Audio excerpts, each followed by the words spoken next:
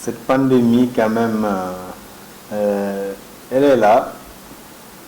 Euh, elle est apparue au Sénégal le 2 mars, je pense bien, 2020.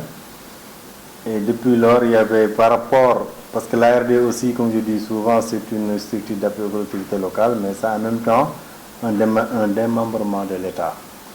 Donc une fois que les mesures sont prises au niveau de l'État du Sénégal, nous adaptons par rapport à ces mesures. À un certain moment, on avait arrêté toutes les missions au niveau des collectivités territoriales. C'était un peu difficile dans la mesure où il y avait beaucoup de projets qu'on devait mettre en œuvre, des réunions, des séances de travail, de formation, de renforcement de capacités et tout. Parce que notre intervention au niveau des collectivités locales tourne autour de ces axes. C'est-à-dire l'appui à la maîtrise d'ouvrage. Et quand je dis l'appui à la maîtrise d'ouvrage, ça nécessite des missions de terrain au quotidien auprès des collectivités territoriales. L'appui et l'encadrement pour les renforcements de capacités, le suivi et évaluation. Donc quand je parle de ces axes, c'est les axes où nous sommes en étroite collaboration avec les collectivités locales, avec des missions de proximité. Donc quand la situation de la pandémie Covid-19 était là, on a pu faire une certaine réorganisation pour s'adapter par rapport à ce contexte. Voilà, donc non seulement on n'avait pas dit qu'on arrête à 100% nos missions, mais les missions étaient réduites. On allait seulement sur des missions de terrain qui nécessitaient peut-être le regroupement de 2 à 3 personnes. Ça c'est un. Et puis on alternait les missions. Donc parce que nous, dans nos plannings, tous les jours on devait être sur le terrain. Mais là, on avait mis en place une stratégie des missions alternatives. Et l'autre stratégie, c'est de dire maintenant comment accompagner les collectivités territoriales par rapport à cette situation. Ça, c'est important. Parce que chaque citoyen vient d'une collectivité territoriale. Chaque malade de Covid-19 vient d'une collectivité territoriale. Les infrastructures sanitaires et tout sont dans les collectivités territoriales. L'État, certes, a un rôle à jouer, mais les collectivités locales aussi devraient être au devant de la scène. Les collectivités locales sont très proches des populations. Et quand un problème se pose, les populations, avant de voir peut-être l'État plus loin, mais ils vont dire le maire. Qu'est-ce que le maire fait pour nous? Le président du conseil départemental, qu'est-ce qu'il fait pour nous? Et nous, par rapport à ça aussi, on a essayé d'appuyer et d'encadrer par rapport à l'accompagnement de cette prise en charge, de cette appropriation même, j'allais dire, de la pandémie par les collectivités territoriales. Parce qu'à un certain moment aussi, il faut le dire, les collectivités locales étaient un peu laissées en rade, même oubliées dans cette prise en charge de la pandémie. Et il va falloir que les collectivités locales se repositionnent pour dire que nous sommes là pour les populations, pour nos populations.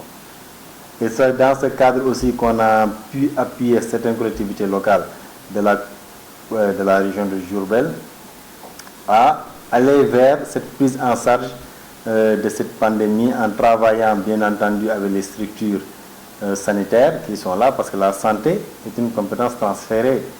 La collectivité locale a un rôle à jouer. Et par rapport à ça, nous avons un partenaire avec la coopération luxembourgeoise avec qui on a signé des conventions pour appuyer les collectivités locales sur la production de masques, la production de gel, tout ce qui est en tout cas outils pour les gestes barrières. Et c'était très apprécié parce que c'était dans une dynamique participative. Quand je parle de dynamique participative, c'est-à-dire l'expression des besoins venant des populations. Donc, on a accompagné les maires pour faire des concertations avec les populations pour dire qu'est-ce que nous devons faire par rapport à cette pandémie.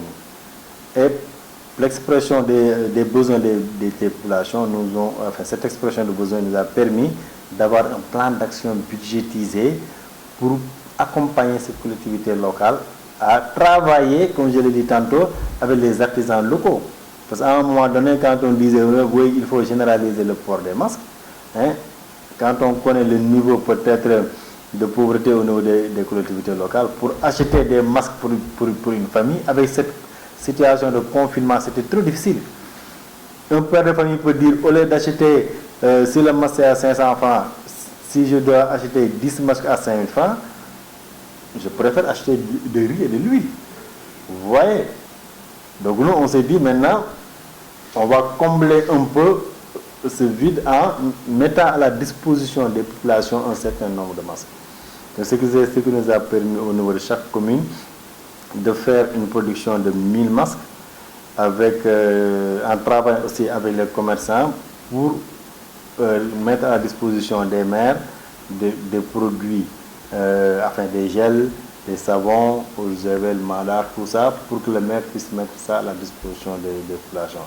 Donc ça aussi, c'est pas notre corps de métier, mais je peux dire que, comme pour nous, notre mission, c'est l'accompagnement pour un développement économique local, un développement participatif.